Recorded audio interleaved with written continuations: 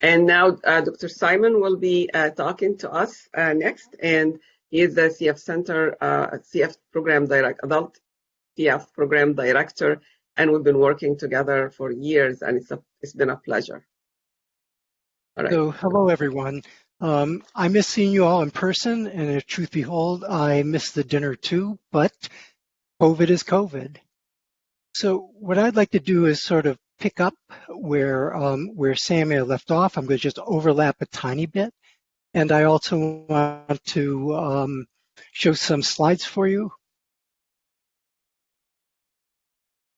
And my hope is that it is showing up, or am I having the same trouble as Samia? Nope, it looks great. Okay, good. I'm sorry, I couldn't tell at first. So what I'd like to do is take off. So what comes after Trikafta? We all know that Trikafta, for the people who have been eligible for it, has done very well. And this is just taking off of what Samia finished up. October 21st, 2019 was a really, really important day for us because FDA approved Trikafta for people who had at least one copy of the Delta 508 protein. This is the simple thing. It's a pill. You take 2 in the morning and 1 in the evening if you're adult. And the results of that were really stupendous, and that's what Sam had just reviewed at the end. But one thing I do want to emphasize, we've come a long way. Before Trikafta approval, and this is just showing the situation in 2018, if these are all the people with cystic fibrosis in the country, we can break them down to which mutations they have, and in particular, which will respond to the modulator therapy. So prior to Trikafta, almost 40% of people had no modulators available to them. And another 47%, they did have modulators, but they were only partially effective. And I think Samia reviewed that quite nicely. And there were about 14% who were doing very well, had highly effective modulators. But just this one day going from 2018 now to October 21st, 2019, we ended up with now over 93% of people with cystic fibrosis had the mutations that now had highly effective therapy for them, leaving about 7 to 10% who had no modulator therapy. So the challenge is now, what's the limitations that need to be overcome? Well, obviously, Trikafta is not yet approved for children under the age of 12. So we need to make sure that it's safe to do so, and we can push the use of Trikafta down so that 90% of patients with cystic fibrosis, because they have the Delta 508 mutation, can benefit from it. But we also are not going to lose track of the fact that about 7 to 10% of patients with cystic fibrosis don't have the mutations that will respond to Trikafta or ivacaftor. And there's several different classes. These are just 3 of them here, that these types of mutations will not respond to Trikafta or ivacaftor, and we need to do better with that. And then finally, modulator therapy is not a cure. I mean, we're all celebrating the fantastic results we've seen with Trikafta, but it is not getting rid of all the disease, and it's going to leave some progression that's still present. So how do we tackle these things? Well, the first is to get Trikafta down into the lower age groups. As Samia introduced, generally when you start out with a new chemical that you're trying to make into a drug, you want to test it out on people who are older, who can make their own decision whether or not they want to participate in the clinical trials. So typically, the first groups of patients that can enter the trials are 18 years of age or over. Because the phase 2 trials look so good, the FDA allowed the company to be able to actually include age 12 and above in that first set of trials that took them through to approval. So that's how we got to age 12 and above for it. But typically what happens is after you've shown safety and still some sign that it's effective, age 12 and above, then you go from age 6 to 11. And when that's been proven safe and still effective, you go age 2 to 5. And then finally, you go down to less than 2.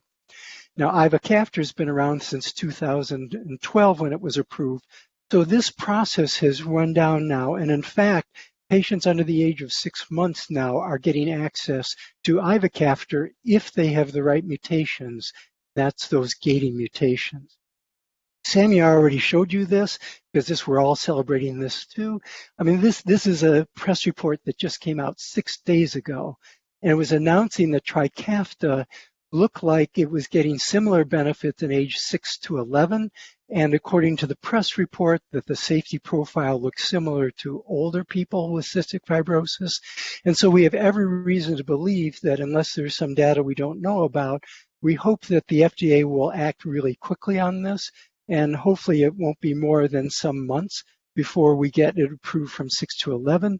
But then we have to move down to the lower age groups. And I can tell you those studies are already being planned and soon to be starting. So but this doesn't handle all of the problems with cystic fibrosis because, again, the modulators are not the cure for it, and there are mutations that are not effective, are not useful for it. So the CF Foundation started an initiative. They're calling it for Path to a Cure. It's really an ambitious plan. It's designed to find treatments for more toward the underlying cause of CF and to deliver the cure. And they are investing hugely in it. They are pledging $500 million to be allocated between now and 2025 in order to be able to be successful with that. So they're taking multiple strategies in order to get to the cure. I'm just going to describe a few of them, but I just want to review just a tiny bit of background information again. So obviously, the healthy lung requires the function of a specific protein that's coded for by the CFTR or the cystic fibrosis gene. And this gene is just one of about 20,000 genes that are present within the human. And the cystic fibrosis is caused by mutations in that cystic fibrosis gene, and it ends up with little or no function of the protein. And Sam has showed you diagrams of what the protein look like. And just to look how a protein is made, in this case a CFTR protein, how it's made in the cells, you start out with the gene on the left side here. Now the gene is on the DNA here. There's over 3 billion base pairs of DNA here, and the CF gene is just one small part of them. But it codes for all the information that will eventually make the protein. And this gene sits in what's called the nucleus, or the center part here of the cell. And in order for the DNA to make the protein, it goes through several very important steps. The first is that the information from the DNA is first transcribed to another information molecule. It's called mRNA, or messenger RNA, and it contains the same information that the CFTR gene is. Then this then leaves the nucleus, and the messenger RNA is then used by the cell to make the protein in the right order that it's supposed to be, the right amino acids here. This protein needs to be processed, and this is just one diagram of what a CFTR protein is. It's a channel that Sam has showed you.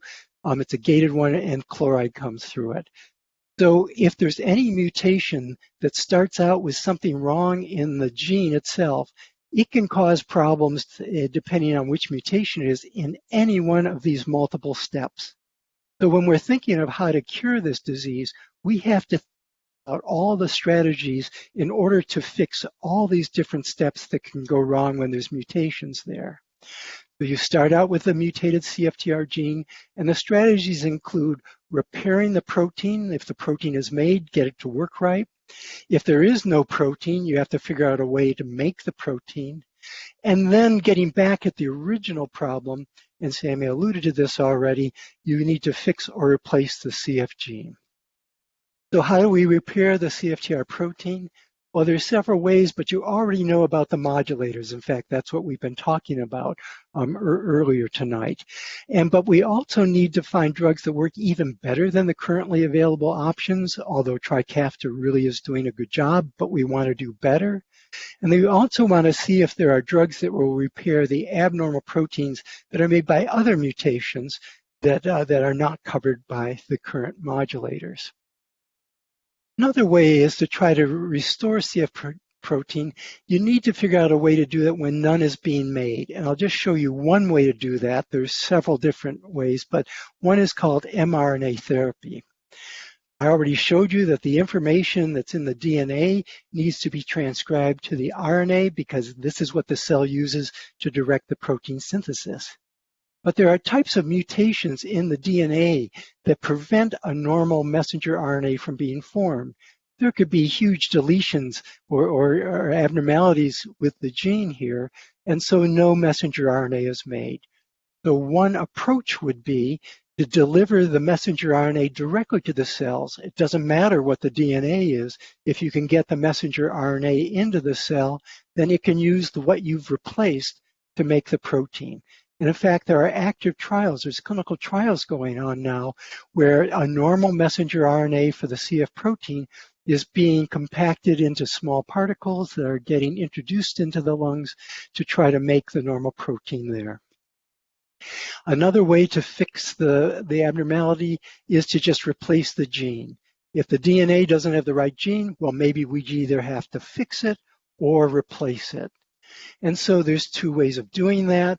One is to just gene transfer, and that is to take the normal gene, get it packaged in a way that when you give it to someone with cystic fibrosis, that this gene gets into the right place within the cells where it's needed, and then it makes then the normal protein when the mutation doesn't allow that to happen. There's very exciting early work being done. There's capabilities now, the techniques are available, at least in the laboratory, to be able to take a gene that has an abnormality in it, cut out the abnormality, and to replace it with the normal sequences that are supposed to be there.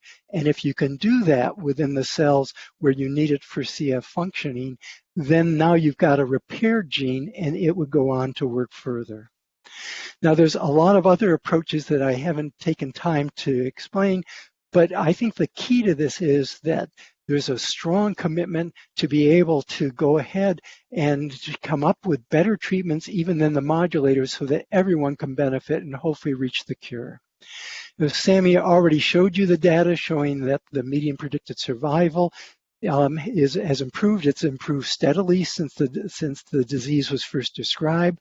But what's really exciting, even before Trikafta, it looks like there's a jump up in survival that maybe, we're not certain, but maybe in fact because of these modulator drugs that are already available, and we're just all dying to see in the next few years what's going to happen to these data when we get to see the Trikafta coming in. So I hope that I've given you some indication of all of the excitement that's going on here with the cystic fibrosis research and how much commitment there is from the foundation, from all of us in the clinical work, from all the investigators that are doing it. And I want to just share my enthusiasm and excitement for this. So let me stop there. And Kathy, I know we're running late, but maybe there's a few questions we can try to answer if Sammy wants to come on too. So if anybody has any questions, please use the Q&A section on the app, and I'll see those and be able to ask the questions to the speakers. And in the interest of time, I'll keep it short for the moment, but I'm just curious, it sounds like research is definitely huge for all of this. And as maybe a parent of a small child and you're thinking, I'm really nervous about putting my child in research, is there someone they can talk to about studies coming up and get information before they commit to anything? Yeah, Sammy is the perfect person to answer that question. She's been a leader in getting clinical research on the national level, so it's all yours. Thank you, Dick.